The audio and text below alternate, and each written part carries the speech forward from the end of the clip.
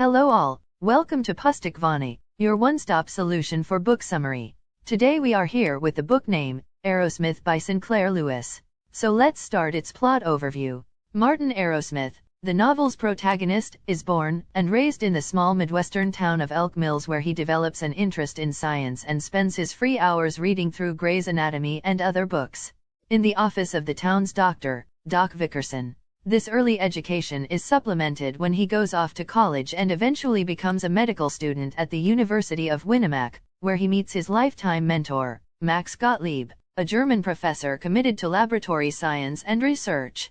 While in medical school, Martin dates a girl named Madeline Fox, a snobbish, educated doctoral student of literature, and becomes engaged to her, only to leave her later for Leora Tozer, a down-to-earth nurse in training, whom he will love and live with until the end of her life.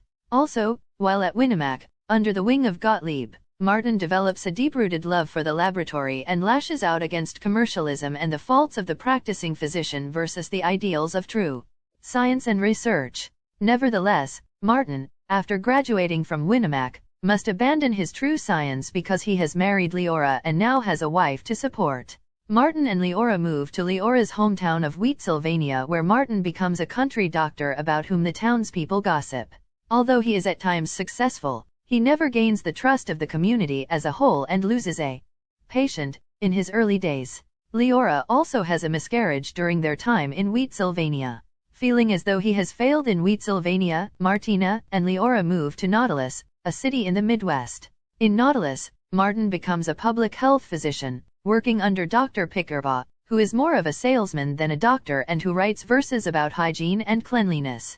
After being unhappy in Nautilus, Martin is called to the Roundsfield Clinic in Chicago to work with his medical school colleague, with whom he had always been in competition, Angus Dewar. His work as a pathologist in the Roundsfield Clinic, however, also proves disheartening given that the clinic is a playground for doctors who care more for money than anything else.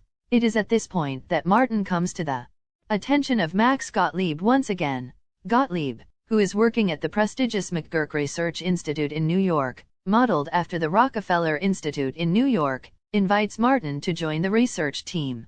He is glad to finally have his chance at laboratory science, the true science he had had to abandon. Martin is happy there until he begins to be rushed in his study and work. The heads of the institute begin to pry into his research in order to apply pressure on Martin to publish and sell his work. While at the institute, however, Martin comes across a huge triumph in his research, the isolation of a bacteriophage that seems to kill pneumonia and plague. Although there is some initial disappointment at finding out that much of his research had already been done and published by another scientist, Martin decides to further his research and is successful in his continuations. Martin is later sent to test his discovery in the Caribbean island of St. Hubert, which is infested with plague. Martin agrees to conduct his experimental research on the quarantined island of St. Hubert. Leora accompanies him. On the island of St. Hubert, Martin is meant to conduct further research on the phage in order to understand it better, and he does, in fact, seem to cure the people of the plague. However, the research conducted on the island is not altogether precise because Martin had given up on his work for a time, after the tragedy of his wife's, Leora, death due to the plague. Martin goes through a period of mourning in which he abandons his research, a period which he will later be upset by and consider a failure on his behalf.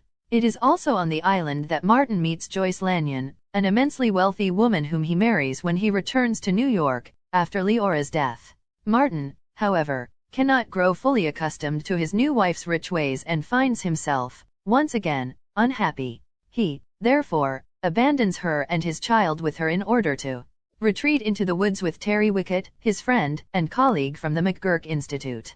The book ends with Martin and Terry's plan to build a laboratory in Terry's home in the woods so that they may be left to do the important research they so love and need without the commercial pressure imposed by department heads and the presidents of institute.